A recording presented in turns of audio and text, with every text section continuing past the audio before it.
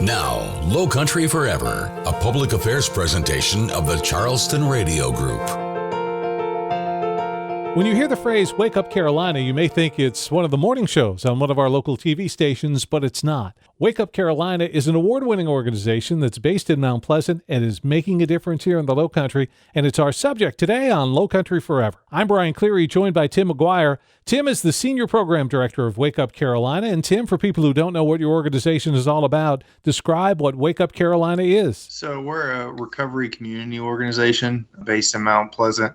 We try to offer resource education and awareness to families, individuals, and young people on the path to recovery. We have support groups, harm reduction measures. So really trying to be boots on the ground out in the community to give people the resources that they need, especially with some of the drugs going around today, a lot of it laced with fentanyl. Your organization was actually created out of a family tragedy. Can you share with people the story of the origin of Wake Up Carolina? So our executive director, Nancy Shipman, her son passed away 6 years ago now from a drug-related overdose, and started the organization based off of that to try to spread awareness and try to help save lives and try to get involved in the community and let people know what's going on, and became her mission. And we're all just trying to help spread the word, and she got a really good team put together right now. So that's how it all got started. And you yourself, Tim, how long you've been with the organization? I came on in June. So my background, I spent 7 years over at a inpatient facility in Georgia,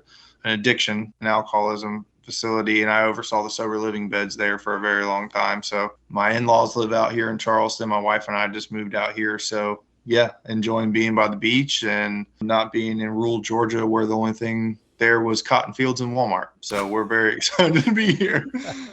Welcome to the Lowcountry. Are you originally from Georgia yourself then? No. I crash landed in Georgia. I got sober there about 7 years ago. Okay. So I got thrown into a car and dropped off in cotton fields to go get sober. 7 years. Is that a good amount of time, or is there a set amount of time where you get to that point where I haven't used in however long, now I'm good? I don't know if there's ever a feeling of where you're saying I got it, but there is a feeling of like I can actually do this without having something in my body on a regular basis.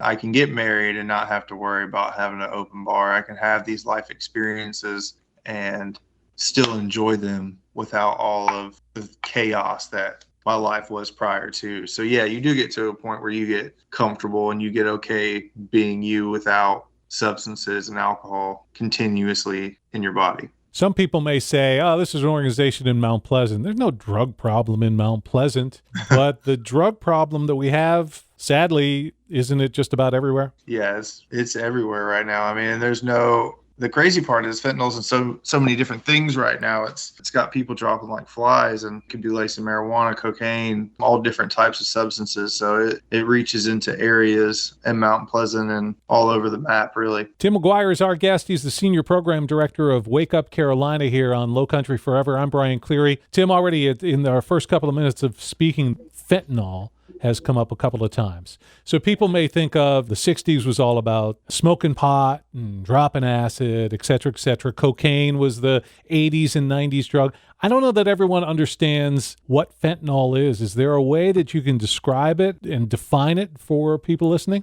Fentanyl is a very, very strong opiate, 50 to 100 times stronger than morphine. Pharmaceutical fentanyl was developed for pain management treatment of cancer patients applied in a patch on the skin. In a lot of our trainings that we're doing, it's about the size of a grain of rice that people can overdose on, which is crazy when you think about it. So we actually have in one of the PowerPoints when we do Narcan training, it's a picture of a penny next to a grain, almost like a grain of rice. And that's a lethal dose. That little of a dose could actually kill me. Yes. Wow, it's amazing. And we mentioned, and I bring up fentanyl, and obviously you mentioned it's the big problem. You're hearing stories about the border and all this fentanyl coming across the border. So is that what we're dealing with now? Fentanyl is the major concern? Yeah, the death rate is so high with it. It started out with opiates like prescription pain pills.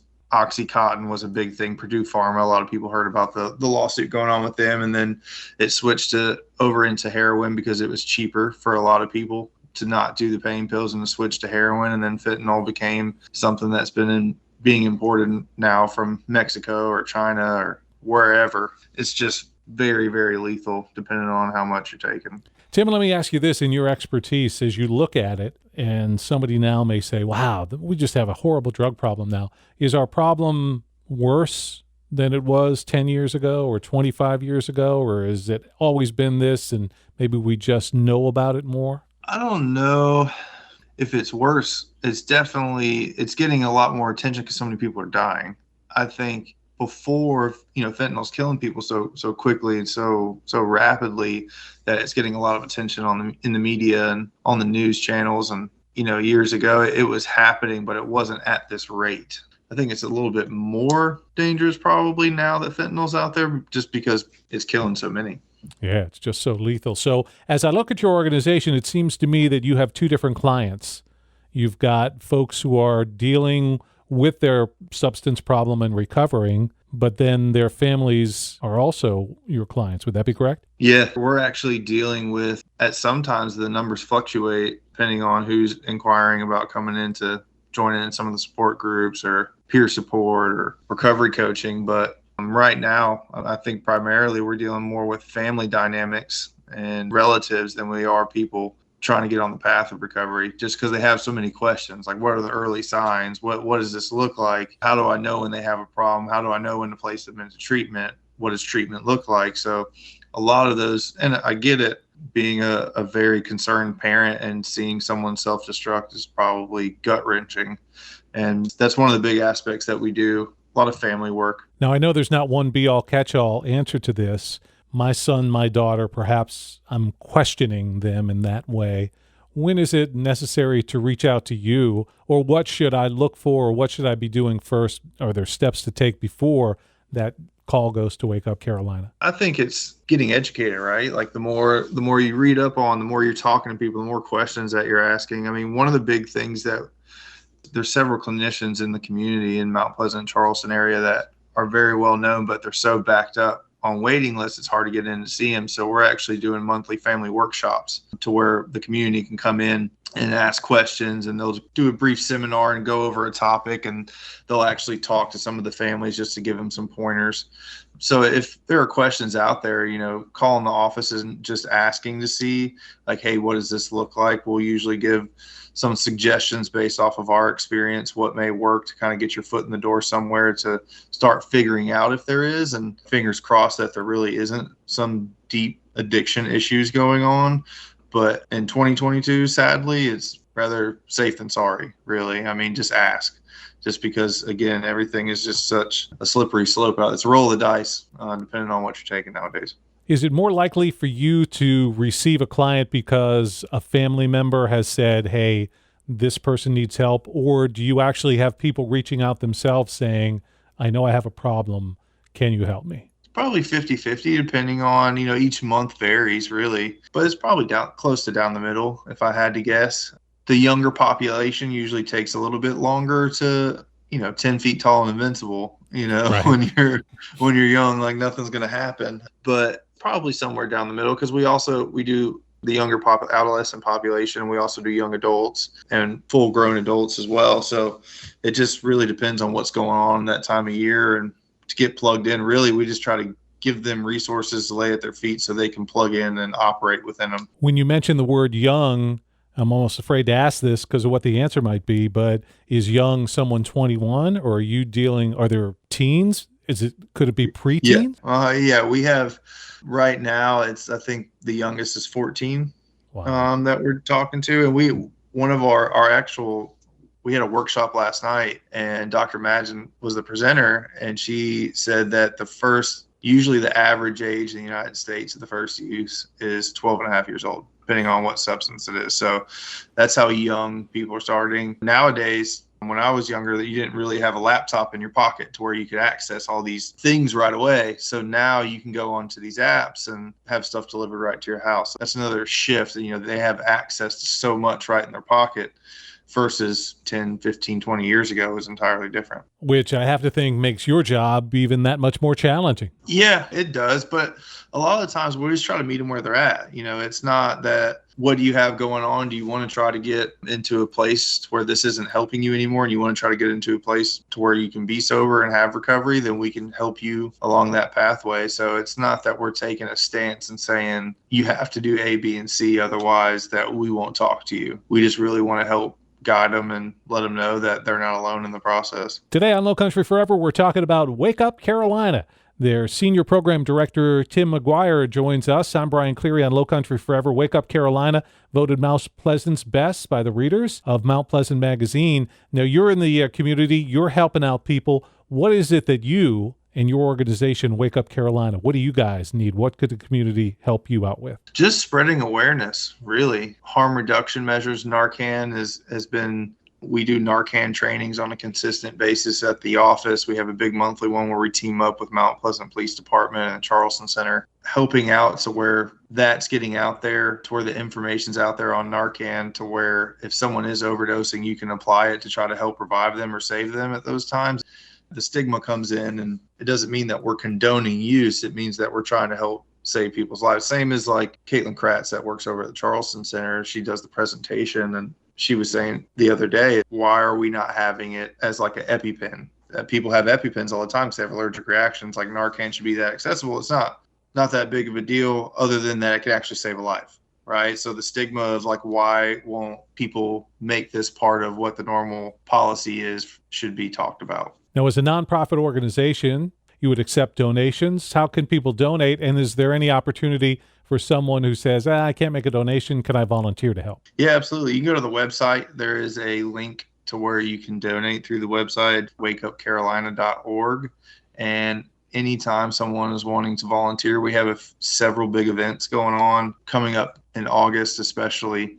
So they can call the office and get with us, and we can let them know where and when we'll need them and set them up to help out with some of these bigger events that we have coming up. You mentioned the Mount Pleasant Police Department. I would assume that there is a relationship there. Do you have the same kind of relationship with EMS and say, the town of Mount Pleasant? Yeah, we're really active with them. And we were on emails earlier because actually August 31st, they're helping us host the Overdose Awareness Day, which is our biggest yearly event. So yes, we communicate and collaborate with them on a very regular basis, and they've been great to us to try to plug us into resources and contact us when there's a spike of overdoses going on or something's happening. We can kind of talk and say, hey, where can we meet up? How can we make this something where it's safe? And we see the problem on the TV news, on social media, fentanyl, drugs, all this. For a family who has son or daughter going through that, there is a late ray of light, right? There's hope. This isn't all gloom and doom. Oh, yeah, there's always hope. That's why we're here.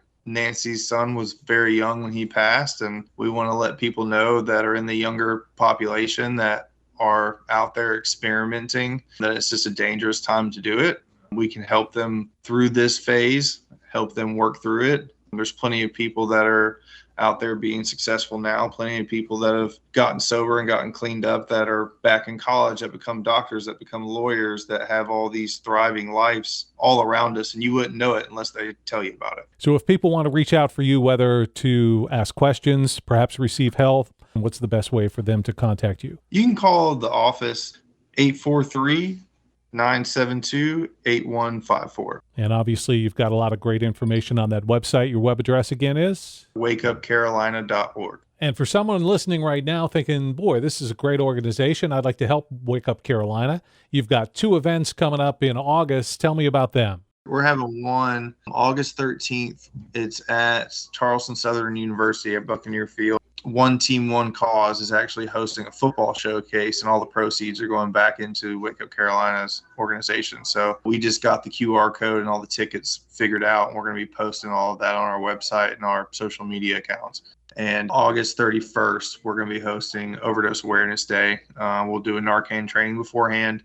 Afterwards, we'll do a candlelit vigil. And for anyone that's passed, we usually collect the information from the community, and we'll have names and a candlelit for each person and a slideshow of pictures. So those are the 2 big events we do have coming up that we really like get the community involved with. To learn more about their events, just go to their website. It's wakeupcarolina.org.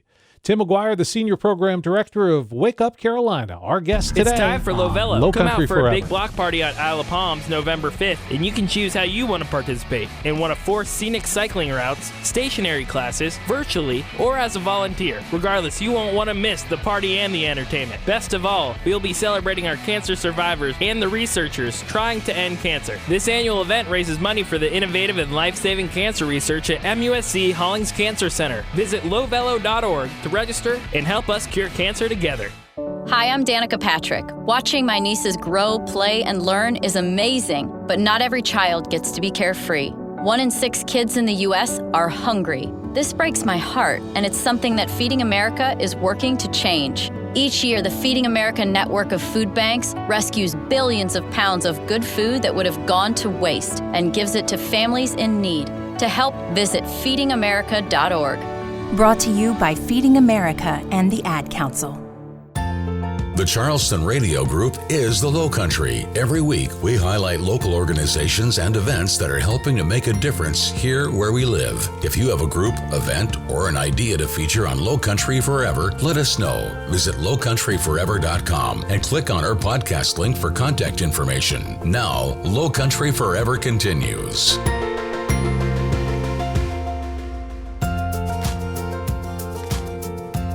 The quality of being friendly, generous, and considerate. That's the dictionary definition of kindness. Be kind. That's a way we should all be living our lives more. It's some advice we should take. There's a new grassroots organization in Charleston called Be Kind Charleston.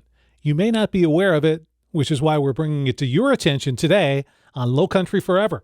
I'm Brian Cleary, joined by the founder, the president of Be Kind Charleston. Tina Arnoldi is our guest today on Lowcountry Forever. Tina, thanks so much for joining us. Thank you very much for having me. So I mentioned that not everybody may have heard about your organization or know what the movement is all about, so let's start there. Explain to everyone, what is Be Kind Charleston? So Be Kind Charleston is something that I started fairly recently, I think, because we've had COVID the last couple of years and people disagree on what that means, and we've had elections with people fighting about that quite a bit. And I figure with both of those things still kind of happening, stressors, I just want to encourage people to find ways to be kinder to each other, make it more than just, not just a friendly quote on an Instagram feed, but to actually do something nice for somebody else. Reaching out and touching people beyond social media. That's a lofty goal these days. So what is it that you hope to accomplish through Be Kind Charleston? Well, I'm hoping we're starting with one area, which I can talk about in a minute, but what the goal is to have people start thinking about just really small acts that they can do for someone else, and to hopefully see that it's really not much harder to be kind to someone than to be rude to them, to really encourage people to look for ways to say thank you, encourage, and just to be nice to others around them. It sounds pretty simple. I don't know if it's manners, it's whatever, but you pointed to a couple of facts about the COVID virus, the elections. It just seems that we should all want to be nicer to one another. Not that you have a whole lot of insight in it, but you live your life every day. Let me ask you about that. Can you put your finger on why you had to go about and create Be Kind Charleston? Yeah, I think some of those things have just made people, just angrier and more short-tempered the last couple of years. And so I think having to, I hate to say it, but having to be intentional about doing the opposite maybe of what we're feeling with all the stressors and all the madness that's going on, that you have to kind of make an effort. But I think once people do make an effort, they do something kind for others, they realize how good it feels for themselves too. So I think selfishly, it can be a little bit of a boost too. If that's being selfish, that's something we should all participate in. We're talking with Tina Arnoldi. She is the founder of Be Kind Charleston. It's something you may not have heard about, which is why we want to introduce it to you today on Lowcountry Forever. I'm Brian Cleary, and Tina, let's jump right into it. What is it that's step number one in terms of what you've got going on and how people can also help with Be Kind Charleston? Since it's starting off small and it's not an official nonprofit, there's absolutely no money involved except for, a few bucks from my wallet.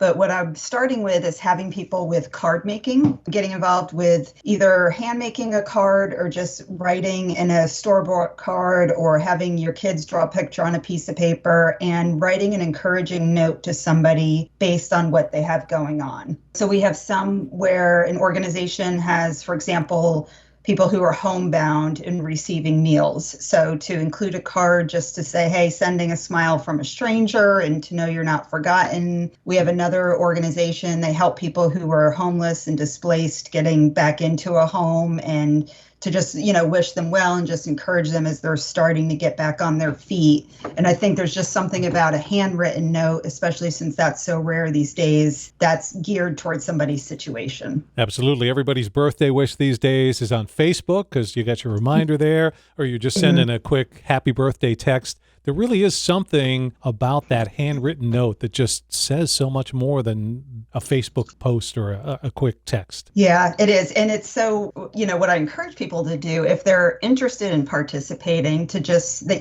they can go to Be Kind Charleston and read about it and sign up. And then what they do when they sign up, they just get a notification of, hey, this organization needs a card, or this individual needs a card, and just information about what the situation is and a mailing address or drop-off site. And then on the other side, I encourage people to request cards. You can request a card for someone else, and you can request it for yourself. If it's something like, I've had long-term health problems and I've been home and I just need someone to say something nice to me. People can write cards for individuals too. And I really want people to go on there and just say, hey, here's someone who needs someone to be nice to them. So the first thing we need to do, Tina, is make certain that everybody listening knows your web address, and that is Be Kind Charleston, 3 words all together, bekindcharleston.org. So I logged on the website and I noticed there was a request there from the East Cooper Community Outreach in Mount Pleasant. They do a Meals on Wheels program, and they seem to be hoping that people will write cards that they can include when they drop off meals. So what would you hope that people would do in terms of responding to that? So with the request from East Cooper Meals on Wheels is I, got in touch with all of the volunteers that have already signed up to let them know, this is an organization that's requesting cards right now. And then after I sent out an email to the group, I went ahead and put a post on the website for anyone who's coming to the website, maybe thinking, I'm not quite sure what this is about. They can see the requests. And then we have another one going out soon for Hope to Home. And that's a completely volunteer-based organization that helps people who are homeless or victims of domestic violence get settled into their own place. And just, note to encourage them as they're kind of getting a fresh start. So we can make it clear for everyone. So an organization, whatever group organization that's helping out in the community, they can request that. But again, you said as well, an individual can go to the website and they can request for, my brother's going through a tough time, can you send him a card, or anything like that. So there's actually 2 groups of people that you're actually hoping to help. Yes, and really want to get to those individuals too, and not just the organizations, and recognizing too with individuals, maybe there's some confidentiality and somebody wants to collect cards for someone, or I think too, I look at with kids are pretty mean, and I always say they're learning it from somewhere though. They get it from us, that if your kid's having trouble, tell us what he or she is interested in, and let's just provide their first name, and let's send a card to, the parents that they can just have something, nice for their kids to come home to. So it's really I really want to see more individuals too, and keep it to the Charleston area, both individuals and groups. We're talking with Tina Arnoldi. She is the founder of Be Kind Charleston. It may be an organization that you haven't heard about. It's looking to grow.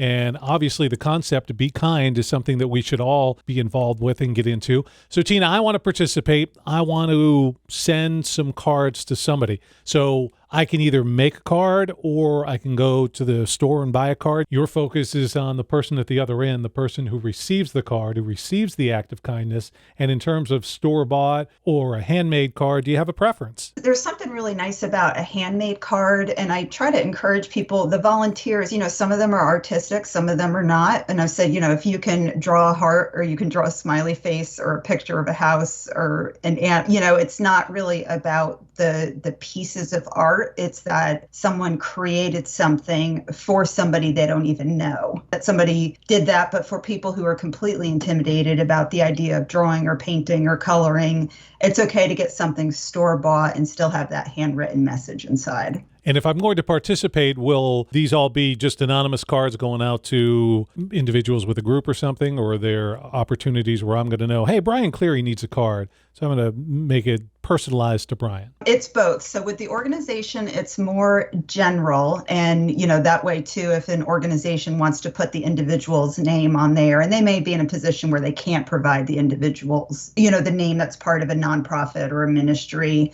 But for individuals, I would love to see, of course, it goes to that person's name, but also for the senders to include their name. Like I'm Tina Arnoldi, Mount Pleasant. You don't know me. I just had heard about blah, blah, blah, just to make that connection too, because we're all in the same community. Oh, isn't that the case? And more, the more personal it can be, the better it is. Now, you mentioned that this is just something you just started. It was just an idea you had. You've lived in Mount Pleasant for 20 years. You've seen we've all seen and experienced the change in, let's use the word mood of people over the last 5, 10 years, whatever period of time it is. So we do need people to be kind. Obviously, people need to go to the website to assist in getting cards. Is there other assistance that anybody can help with at this point in the life of Be Kind Charleston? Anything else that you need? Well, this is just really what I'm starting with right now. Again, since I'm a party of one and it's not my day job, it's trying to find the time, and I'm a little bit of throwing stuff out there to see what sticks,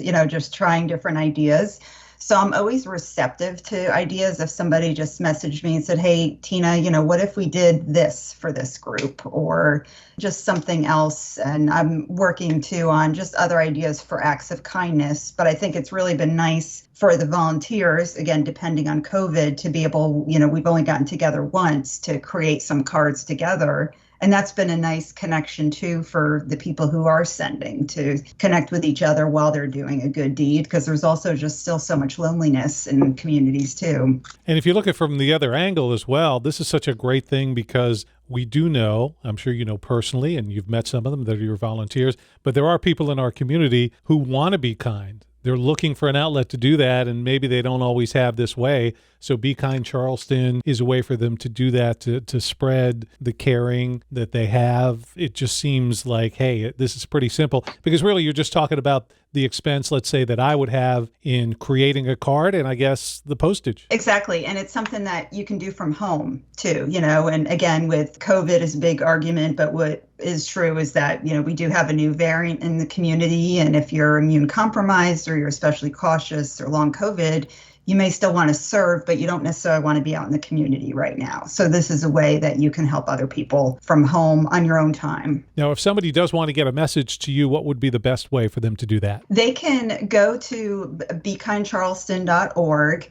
And also feel free to email me, and that is hello@bekindcharleston.org. And I respond to everyone. And I'm open to suggestions, ideas, thoughts about what else we might be able to do for people. So as you said, you're kind of a one-man band right now. So you're certainly open to suggestions and other people who might want to just do what they can to help you be kind, right? Exactly. And there's some of the people who've already responded to participate have been great. And a couple of them are interested in talking more about general ideas for Be Kind.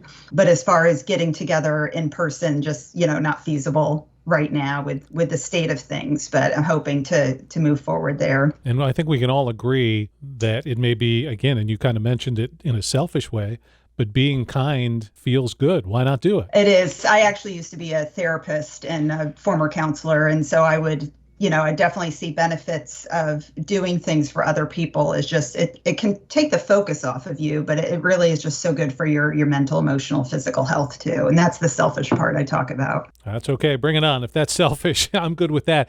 No, honestly, it might be better if there wasn't a need for Be Kind Charleston, but sadly there is. Thankfully, Tina, you've stepped forward and created Be Kind Charleston. You've started small. Hopefully the organization and the movement will grow. But what is it that you're looking at right now for the immediate future? For right now is just for people, again, to request a card, send a card, and reach out to me with ideas. Again, would love to have just more participation. And I would love to see this, maybe I'm a big thinker, but see this spread more throughout Charleston County, and to just kind of help change the vibe of things around here. The next time you're online, visit bekindcharleston.org. Tina Arnoldini, the founder of Be Kind Charleston, our guest today on Lowcountry Forever.